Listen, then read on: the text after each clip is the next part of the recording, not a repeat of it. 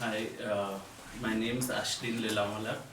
I originally I grew up in Bombay, and I'm a Parsi. Baba. Yeah, mad also goes with it, so that's there. And I went to study textile. I went to study at NID, and I studied textile design. And while I was studying textile design, there was a project called craft documentation, and in that I studied the sacred shirt and the sacred thread Parsis wear. So that's called the Sudre and Kasti. And I kind of stumbled upon, when I was doing research, our faculty there was Aditi Ranjan, who many of you would know. And I had taken a lot of things for granted because I was initiated, I had the ceremony, everything. So I thought I knew it all. But only when you step back and research did you realize there were layers and layers to everything. So the other thing which got me very interested was Parsi textiles. Now I grew up with my mother, grandmother, aunts, everybody wearing Parsi textiles, and the most common word associated with Parsi textiles is called Gara embroidery. So it's a G-A-R-A. We still don't know where that word came from. There are many theories, but somewhere that kind of always stuck in my mind. And I was working with this NGO in Delhi called Parzor Foundation, and somewhere after I graduated, we got a research project, where they got funding to go and trace the roots, ROOTS and ROUTES. So to see where and how this craft evolved. And my kind of journey started with this. So I traveled to Iran, I traveled to China, and I'm going to show you ways of what we found out through our research and how that has evolved into my work. So here you can see a portrait of a Parsi family. This would be early 20th century. If you see, the mother is wearing a traditional sari, a very European aesthetic blouse, and if you see on the side, the daughter is wearing a full Parsi Gara sari. She's wearing a sari, and the kids also, if you see, are dressed in a very European aesthetic. So how did another portrait of a Parsi lady wearing a fully embroidered Gara sari, and if you see, there is a cover on the head which is called the Matubanu, but if you see the jewelry, it's extremely Indian, European influences. So how did this small community come about with so much amalgamation? So just a little brief, the Parsis or Zoroastrians, we came from Iran, and we migrated to India's 13,060 years ago. So that's where our calendar started, and we were based in Iran, Persia as it was, and then we kind of migrated due to persecution, and we landed on the shores of India, and we were welcomed, and we kind of lived in Gujarat. So this was all around the coast of Gujarat, and suddenly the community in the 1800s prospered and migrated to Bombay, and that's where all this cultural change and amalgamation started. So this is a portrait of early 20th century which shows a lot of wealth in terms of the textiles, in terms of what they're wearing, and it's shot in a studio which were also very famous. So to trace this kind of roots and where did this originate, we need, again, a portrait. We need to go some few years behind and see the trade of a very simple commodity which was tea. So basically tea was one of the richest commodities made and produced in China, and the British, being in India, wanted tea to send and trade in Europe. Tea was abundantly manufactured in mainland China, and this was a commodity which had become so popular in Europe that people were having tea parties, tea bars, tea associations, and here you can see an early European painting depicting this whole tea party where it became popular. So the British realized that the only way for them to make a lot of money was to export tea from China, and China wanted bullion, silver bullion, and the British were not allowed to trade largely with mainland China. So they had to use ways to do it. Now the other commodity which came out, which kind of felicitated this tripartite trade, was opium. So it was this complex thing where the British were in India. They sent the Parsis with opium and cotton to China to trade it for tea. And the Parsis came to India with the tea. The British taxed them in India for the tea, then sold it further in Europe and made more money. So the tea became very popular. And here you can see Canton. This is a view of Canton and the Chinese men loading tea into the boats. And to felicitate this long trade, we need to go back to Calcutta and other ports in India, where this is a scene from the Calcutta on the river, where you can see a huge fleet of ships sailing towards China. If any of you have read Amitav Ghosh's book, Sea of Poppies, it is like he is actually describing this. So with the ibis sailing onto the thing. So and where these were these opium factories which were manufactured opium. So opium was grown in abundance across Bengal, Bihar and Orissa and in all those areas. And the opium from Patna was very good. So Patna had some of the biggest factories.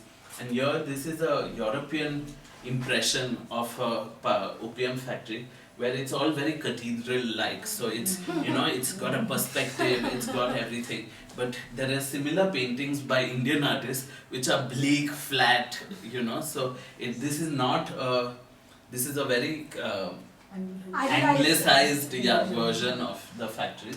Here again you can see another thing to show height, to show lot of depth, but you can see the manufacturing was massive. So there were gallons and gallons which were taken across to China.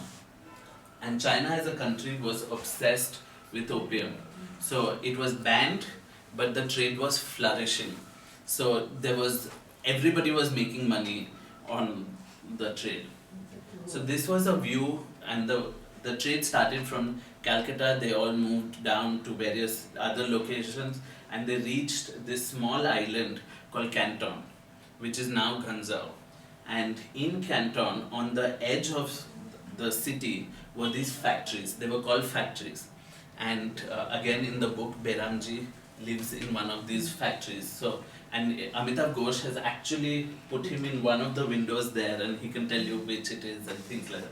So these were the different countries. So the Dutch, the European countries which were there, the Americans were also there, and they all had these small factories. And the Indians were represented by the Parsis.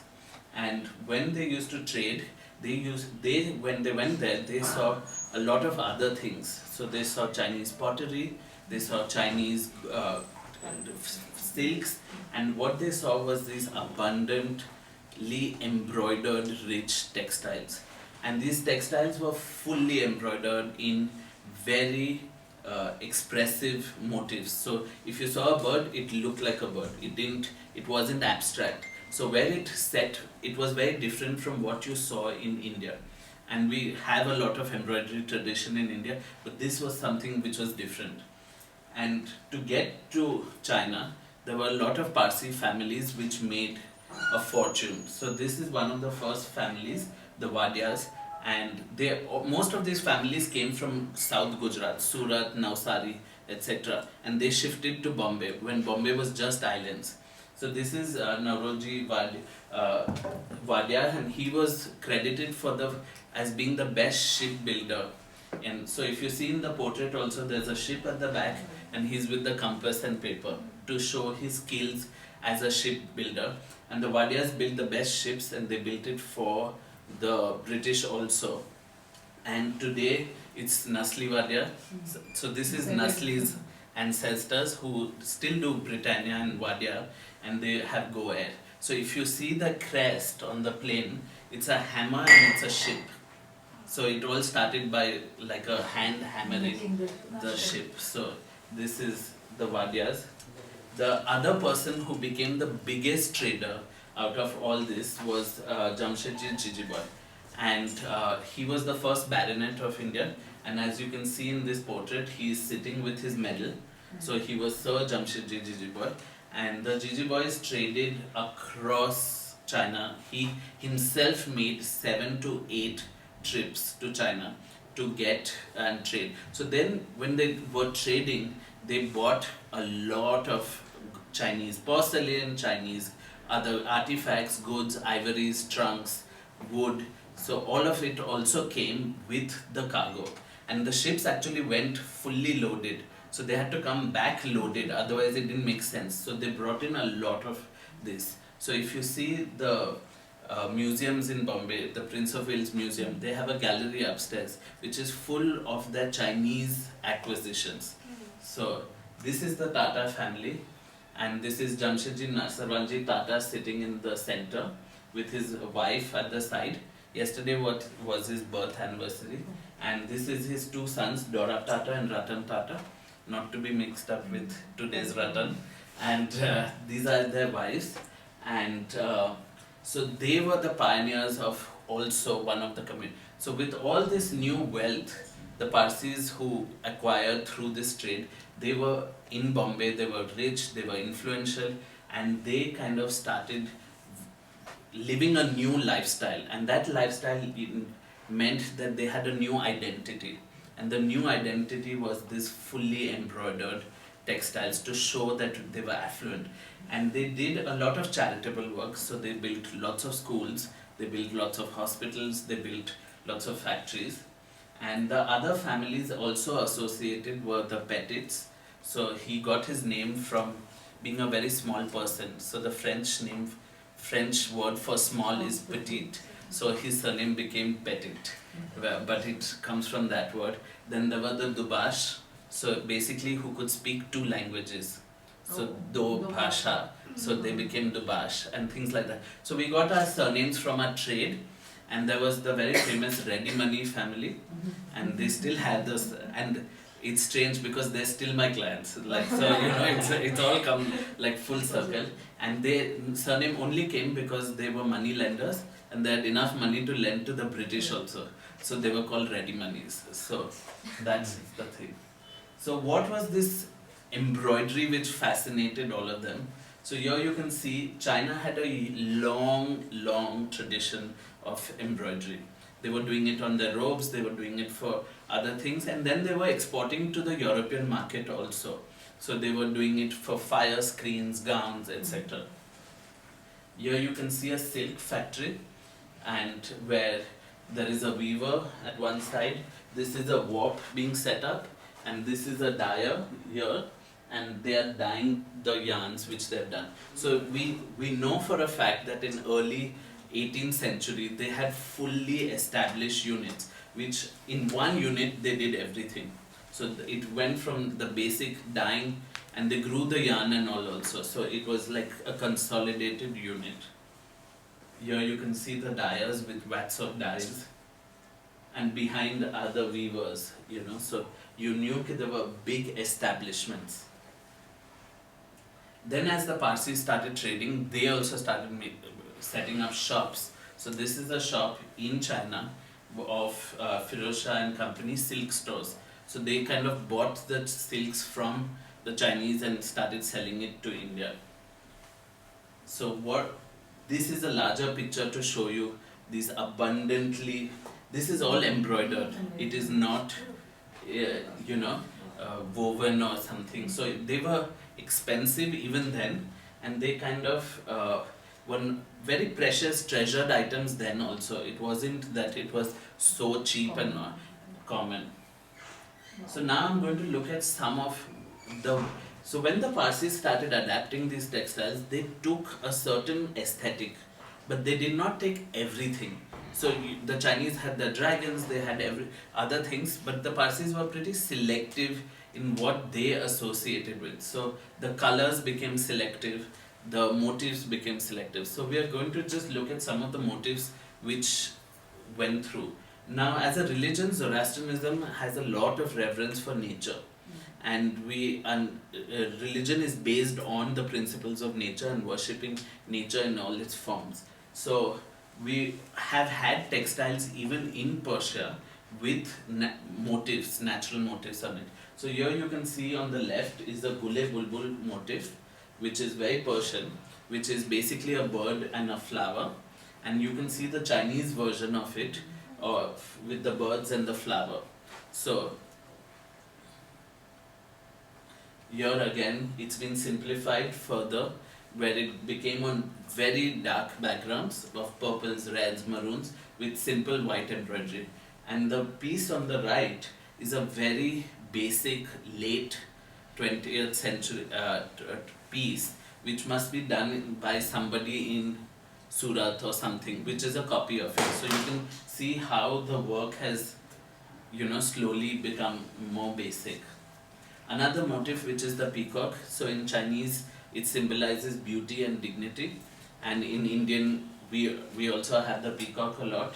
So here you can see a sari which has a trellis pattern with peacocks, and there is these small endless knots in the center. So this slide is busy. Here is another motif which was there. So you had the cranes, you have the birds, and you have the peacock also. So cranes symbolized long life and flight. So the Chinese were fascinated with flight, and nobody apart from birds and birds flew. So how could you represent that achievement was by depicting them onto your textiles. So this is another cranes. Then the fish. Fish signifies abundance. So they had a lot of representation of fish in the textiles. So another motif is the butterflies. Now the word for butterfly is te, T-I-E-H, and it's the same word for 80, when you touch 80 years. So they had butterflies to signify long age. So if somebody, you always had it on an emperor's garment or an empress's garment so that they would live long. That was the way to bless it. Again, this is a more Europeanized version of it with scallops and baskets. This is chrysanthemum. The chrysanthemum is the flower of autumn, and it is consumed. The Chinese have a party on the 9th day of the 9th month. So the chrysanthemum is, you have a chrysanthemum tea. So it was very much represented in different textiles. This is the phoenix. Now the phoenix is a very complex bird which has mixed identities. So the chest means something, feathers mean something, etc. But a very powerful symbol. So the phoenix was always used on an empress's garments. They were never for the emperor. So here you can see like a seal and the two phoenix protecting it. Now these are bats, if you can see them. So the bats in China are not like, how we today have this association, means bat is evil and dark or something. So the bat is a very auspicious symbol, and people use it very much in their textiles. Again, this is a very decorative bat. It's not a butterfly. So very often when I'd gone for research, once I'd found out, and I told these Parsi aunties, Parsis hate bats, anything to black and this. So when they saw, and I told them it's a bat, she was like, I am never wearing this sari again. So. This is the peacock. Here you can see roosting on a very fun motif, which is called the divine fungus. Divine fungus? Yeah. So this is, like yeah. So again, something which we found out only through our research. Most of our textiles have it, but try telling somebody you're wearing fungus, like not interested. So this was but the divine fungus obviously has a good meaning rather than, so it's a protective motif rather than a evil or something. And it's so funny that the deer is the only animal which can find the divine fungus, and the peacock is the one which is perched on the divine fungus. So this is the two things, and like you can see here, the divine deer has the divine fungus in its mouth. Now also Taoist symbols which were represented into the textiles. So here you can see the fan, you can see the two swords, lotuses, bottle god, etc. So all these motifs were very much part of Chinese culture, and they were there. And somehow the Parsis picked on some of them. But if you see something like a dragon, we don't have a single dragon in any of our textiles. So we were also very particular. There was no yellow, because yellow was associated with Chinese royalty. So even the weaver or the embroiderer wouldn't make yellow for export. So somehow all these things slowly added in. And once the women started traveling, and we have the record that the first woman who traveled was in 18, I have the dates now, Putli Ben. And obviously then was the first time that they realized that this is how it's worn. So the border came in. It went from becoming just big textiles of 5 meters length, it became adapted to what it was to be worn by women in India. So the element of the border came in. And if you notice, the Parsi women wear the sari from the front and then they tuck it back. So this corner was used to tuck back. Now there was no point in doing the embroidery there because you were going to tuck it. So it economically made sense, and it also made sense aesthetically. So if you see an older sari, it will always have that one corner missing. So these are like to show you, kid. Also, it is less of an irritant, no? Yeah, but they were also thinking from economic points. Parsis were shrewd about those things. So these are some of the more famous motifs called the China Chini. It's a China man, Chinese woman. So Parsi started naming things and the vocabulary started growing. So this was called China Chini no Garo, which is, there has to be a China man, Chinese woman, pagodas, figures in it. So depicting scenes of daily life. Now this particular sari was owned by this lady called Bhikhu Maneksha, who was a chef.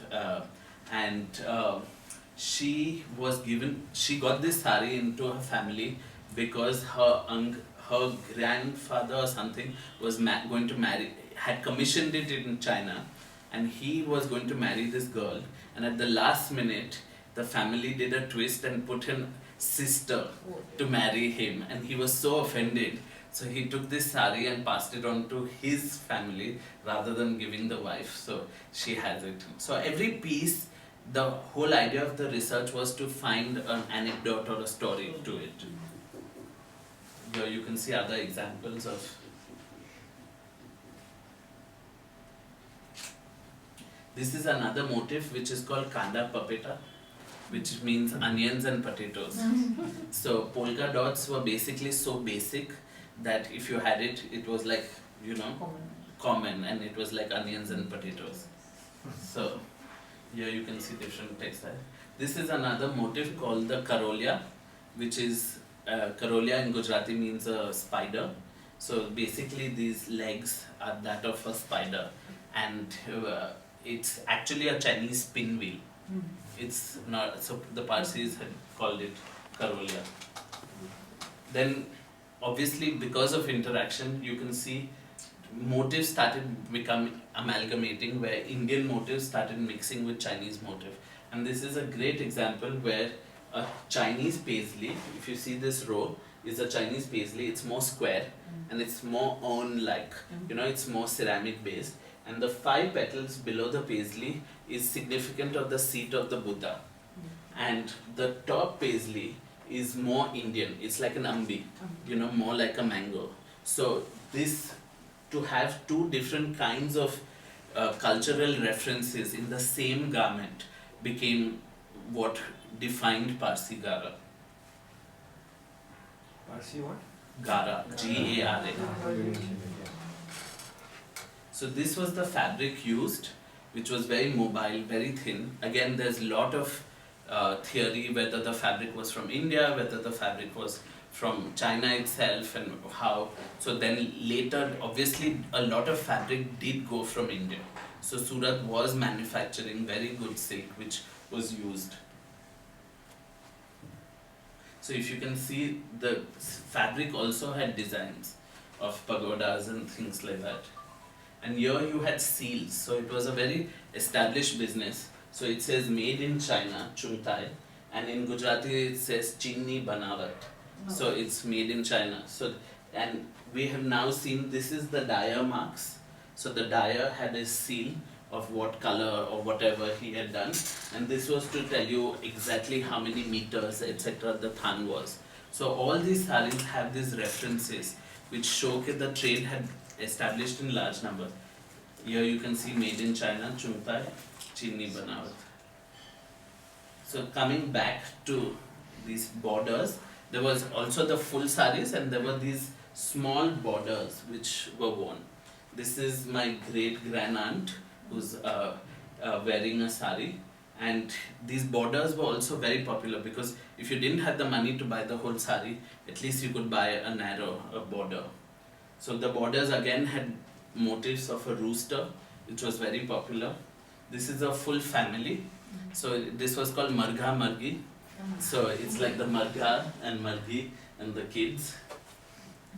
Then this is again Marga. Then these were European designs. So these were called Swiss codes. So it was actually Swiss, but you know, because of the language in Gujarati, they used to call it Swiss. So it was.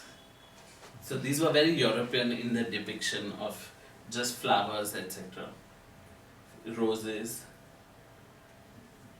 Then the kids were also decked in embroidery. So if you see, the kids are wearing these garments which are called a jabla, and it was like, but it was worn with a topi. So this was again a very Hyderabadi Deccan influence to wear a cap and a decorative sadar. So the Deccan kids also dressed very much like this. So it had then slowly become popular across India. So UP and etc. these borders were also popular, and Bengal. So the fashion had kind of gone beyond the Parsi community only. This is my grandfather in 1928, my maternal grand, and that's his father taking the picture, so you can see the shadow. So these were like the small costumes, again with birds, motifs, different motifs. You can see quite elaborate. And this is where, this was all the background to my research and things like that. And we are kind of bringing out a book on all the research. So it was all there in my mind always and things like that. And I was running an embroidery studio which did embroidery for a company in LA, but which was sequins and things like that, not Parsi Gara. And it just happened that some friends said, why don't you make me one or something like that. And I said, okay, might as well. And I made one, and then it became, why don't you start your collection and things like that. So the idea, first thought was that I don't have to make or copy exactly what it was, because that would just kill the whole purpose of doing it today.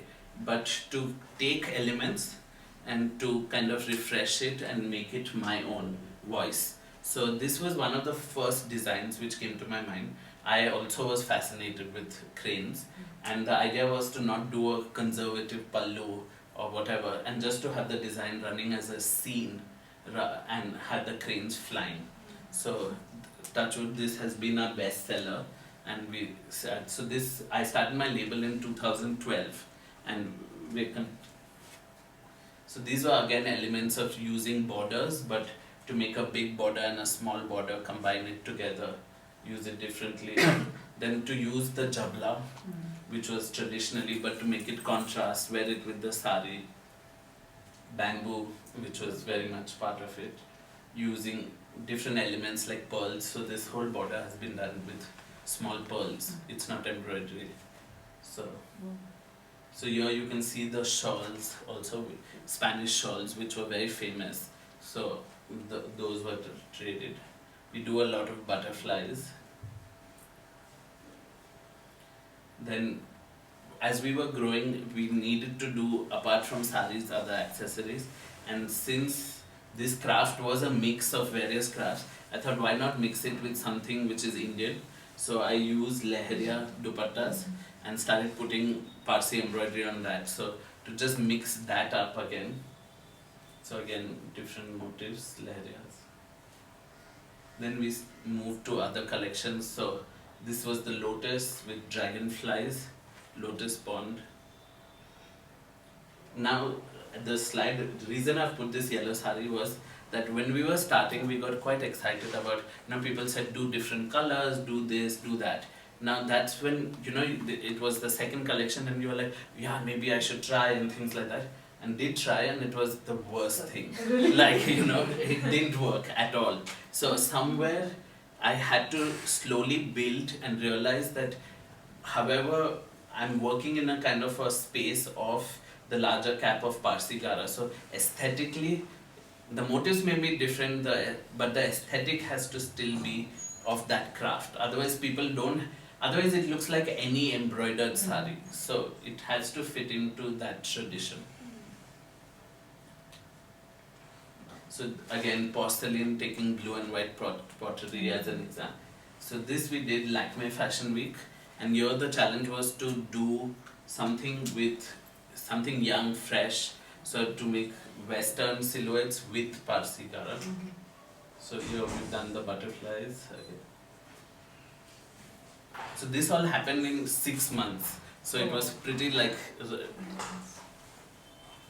So here we've used the China Chini, which I explained. So we couldn't do the Chinas, so we just did a Chini Chini. That was the crane sari which we did. And then this became a motif, like, so now the crane somehow has become associated with the brand. So yesterday only somebody sent me a picture of some weaver in South India who has exactly copied this on a blouse pattern. So it's very flattering, but yeah. So like you can see, we've done a lot of cranes, but we do other stuff also.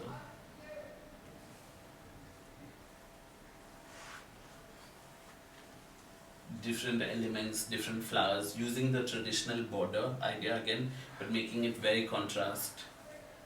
This was a collection we did last year, which was with an NID student. Now I have intern diploma projects.